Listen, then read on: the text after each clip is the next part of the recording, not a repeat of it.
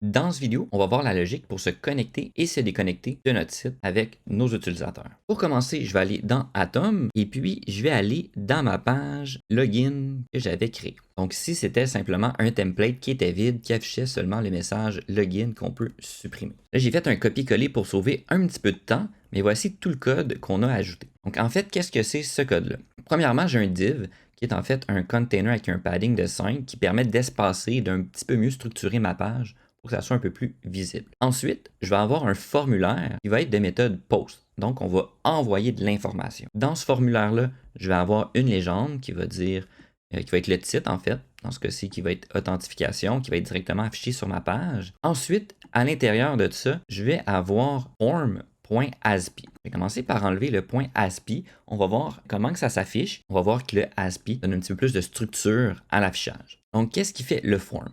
Si on se rappelle, dans nos URL, on a utilisé des vues de Django et on a utilisé la vue de login. Donc, à l'intérieur de cette vue-là, il y a toute la logique qui permet de gérer le login. Donc, il va y avoir différents champs qui nous permettent de nous connecter. Donc, le username et le password, par exemple. Donc, on va aussi avoir la vue logout qu'on utilise qui va avoir toute la logique qui nous permet de nous déconnecter. Donc, ce qu'on avait fait dans le début de l'application, c'est que nous, on créait nous-mêmes nos vues avec notre logique qui était nécessaire, par exemple, pour faire des requêtes à notre IoT. Dans ce cas-ci, Django nous donne déjà des vues, le login, le logout, avec toute la logique nécessaire pour faire fonctionner la connexion ou la déconnexion. Donc, si on continue, donc le form lui va inclure tout ce qu'il y a de besoin. Par contre, il n'inclura pas de bouton. Donc, nous, on va vouloir ajouter le bouton de connexion qui est ici. Et ensuite, là, tout ce que j'ajoute, c'est que si, par exemple, vous n'avez pas de compte, demandez à votre administrateur.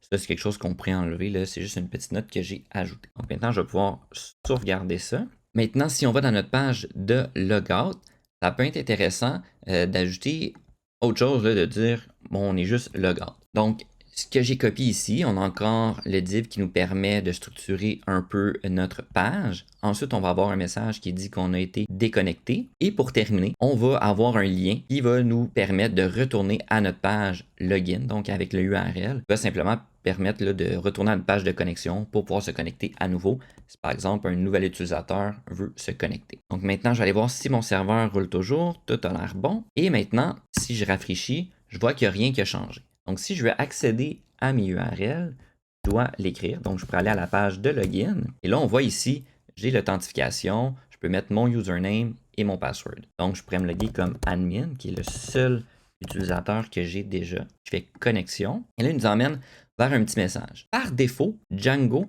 va nous rediriger vers Account Profile. On pourrait changer cette URL-là pour diriger à l'endroit qu'on veut. Pour ça, on va retourner dans Atom, je vais aller dans mon fichier Settings de mon projet. Je vais aller en bas complètement et puis je vais aller écrire cette ligne-ci. Donc, on va faire un login redirect URL. Donc, quand on est authentifié, qu'on est connecté vers où qu'on veut être redirigé. Et moi, je vais simplement rediriger vers la page d'accueil index. Je pourrais rediriger vers n'importe quelle page. Ce qui est important d'utiliser, en fait, ça va être le nom du URL. Par exemple, login, logout. Je pourrais utiliser aussi les autres pages, le démo, IoT ou modif. Dans mon cas, je décide de juste rediriger vers l'index. Donc maintenant, si je retourne en arrière, j'actualise ma page et je vais aller dans admin.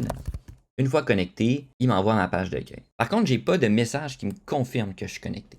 Ça pourrait être quelque chose d'intéressant à ajouter. Donc maintenant, je vais retourner dans Atom et puis je vais aller dans ma page d'accueil, donc le index.html. Et au lieu d'écrire juste bonne journée, je vais écrire bonne journée avec le nom d'utilisateur. Donc on utilise des doubles brackets pour aller chercher une variable. Et la variable qu'on va aller chercher, c'est le request.user.username, donc le nom d'utilisateur qu'on a besoin. Je sauvegarde ça ici. Et maintenant, si je rafraîchis, je vois que bonne journée admin, donc j'ai admin de connect. Maintenant, si je veux me déconnecter, tout ce que j'ai à faire, c'est d'aller à la page logout, entrer, et on dit qu'on a été déconnecté. Si on en veut la preuve, on peut aller sur la page d'accueil et on voit qu'admin a disparu du message. Éventuellement, ça pourrait être intéressant d'avoir des liens pour pouvoir se connecter et se déconnecter sur notre page de navigation.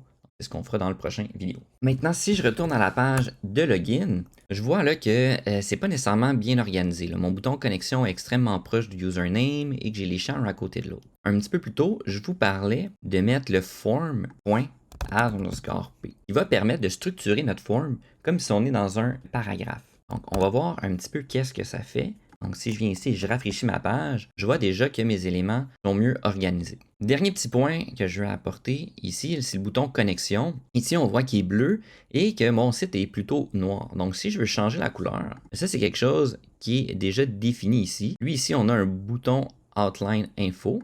Tout ce que j'ai à faire, c'est que je pourrais mettre Dark, qui est en fait là, une fonction Bootstrap ou une classe Bootstrap qu'on a ajoutée à notre site. Et maintenant, si je rafraîchis, je vais avoir un bouton tout foncé qui va être un petit peu au même titre que ma page. Maintenant, si je me connecte, ici ça fonctionne. Je peux ensuite me déconnecter en allant sur la page Logout et je vois que je suis déconnecté et je peux retourner à mon accueil et je vois que je suis bel et bien déconnecté.